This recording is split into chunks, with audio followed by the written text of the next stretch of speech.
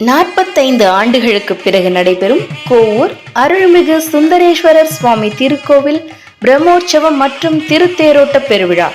மிக பழமை வாய்ந்த புராண ஊரான கோவூரில் நவகிரக ஸ்தலங்களில் ஒன்றான புதன் ஸ்தலம் அமைந்துள்ளது.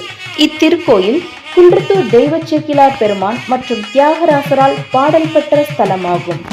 மற்றொரு சிறப்பு, பசு வடிவமான பார்வதி தேவிக்கு சிவபெருமான் தம் சிவலிங்க திருமேனியை காட்டிய இடம். அதனால் திருமேனீஸ்வரம் என்ற சிறப்பு பெயர் பெற்றது இத்தலம்.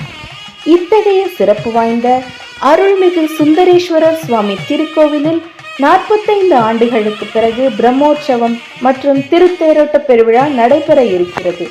இதன் தொடக்க விழாவாக பிரம்மோற்சவம் 30/5/2025 வெள்ளிக்கிழமை மாலை விநாயகர் உற்சவம் ஆரம்பம்.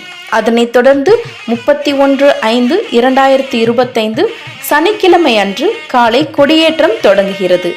வருகின்ற 6/6/2025 அன்று திருத்தேரோட்டம் நடைபெற உள்ளது.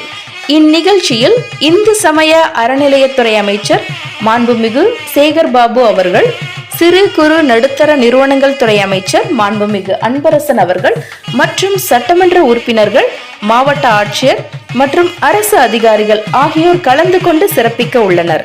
ஊர் பொதுமக்கள் மற்றும் பக்தர்கள் அனைவரும் வருக வருக என அழைக்கும் திருக்கோயில் நிர்வாகம்.